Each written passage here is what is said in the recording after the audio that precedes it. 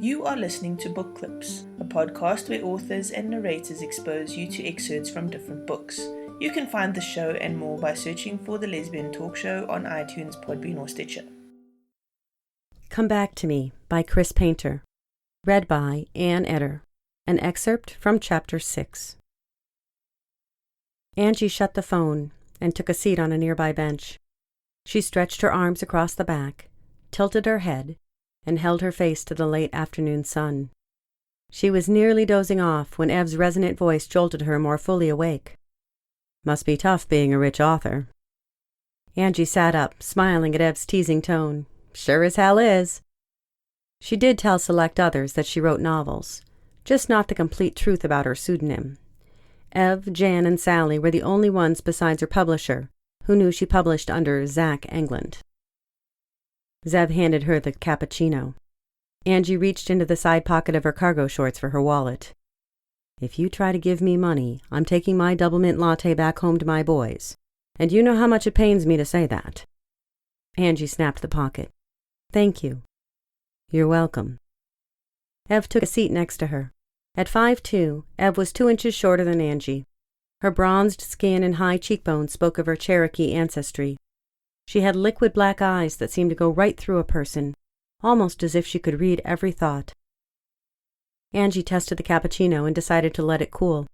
She set it beside her on the bench. I see you've been working on that dark tan of yours, Ev said. Guess so. Ev frowned. You sound like you've lost your best friend, but that's impossible since that's me. What's got you so pensive? Ev turned to face Angie and tucked one jean-clad leg under her. Angie pulled out the Banner Review from her pocket and handed it to Ev. Ev set her coffee down between them on the bench and took the clipping from Angie. She read the piece and then returned it. Hey, you can't let this get you down. It's only one review. Is there something more? Because you usually don't let reviews bother you. Angie squirmed under Ev's direct gaze that prickled her skin.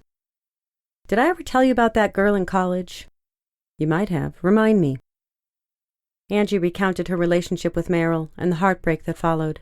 She held up the review. This is her byline. You're kidding. No, I'm not. Angie stuck the review back in her pocket, picked up her cappuccino and took a sip. Isn't it a small world? She snorted. That always seemed like a stupid saying. Until now. Correct me if I'm wrong. Isn't this what a writer calls irony? Very funny, Ev, but I guess you could say that. Wow. Wow pretty much sums it up. What does your agent say about the review? There were a lot of fucks mixed in with, it's okay, and don't worry, Angie. Leave it up to Sally to make it all better. She, of course, has no idea who this reviewer is, and I sure as hell won't tell her. I wouldn't think you would. All right. I'll be your shrink for the day. How does this make you feel? Brings back a lot of stuff for me. Ev watched Angie with an expectant look. Angie turned away from her and stared out at the blue-green water that surrounded Key West. The color would match Meryl's eyes perfectly. You're somewhere far away, Ev said. Angie stood up and carried her cup to a nearby trash can. The coffee had lost its flavor. She tossed it in the bin and stood with her back to Ev. Have you kept up with her at all? Ev asked. Not too much. I did at first, but then it was too painful. She got married the summer after graduation. A vision of Meryl in her wedding dress passed through Angie's mind, but she pushed it out. I found out later the marriage ended after only 2 years. The last I heard, she was still teaching at Columbia School of Journalism. But her Banner bio said she was a book reviewer at the New York Magazine before moving on to the Banner. She returned to the bench. And now, this review. Ev patted the bench, and Angie took a seat. I've never asked too much about your love life, Angie. I watched as you and Pam grew apart. I should say I watched as you pulled away from her. Angie snapped her head around. Ev smiled sadly. You know it's true. Angie's eyes welled with tears. I tried, Ev. I dated other women, but with Pam, I really tried. I couldn't let Meryl go. Hell, I still can't. Quit beating yourself up. Pam's a big girl, and so are you. And from what I've seen, at least you parted as friends. You're right, we're friends. But I've hurt her, and I hate myself for that.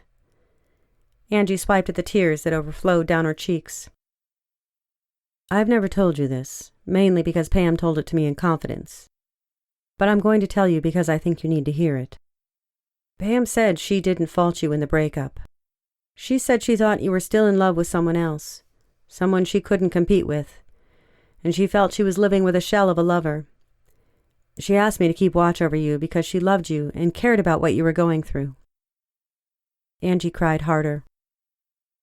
She told me she only hoped that whoever had broken your heart would somehow make it right. She said she wasn't trying to be a martyr, but she cared enough about you to want to see you happy because she knew you wished her the same. Have you thought about contacting Meryl after reading this review? I mean, now you know exactly where she is. Angie dried her tears with her fingers. Like I told you, I knew where she was before at Columbia. It hurt too damn much. And now? What am I supposed to do? Call her up and say, "Hey, you really nailed me in your review?" Angie stopped herself. I'm sorry. Don't apologize. Weariness descended on Angie, thinking about Sunday's shock. I think I'll take off for home. She rose from the bench. Lying in my hammock sounds like a wonderful idea right about now. Ev stood and threw her cup in the trash can. She gave Angie a long hug. Call me if you need to talk. Thanks, Ev. Angie watched Ev walk away and started for home on foot, glad she'd left her old VW Beetle parked in her driveway.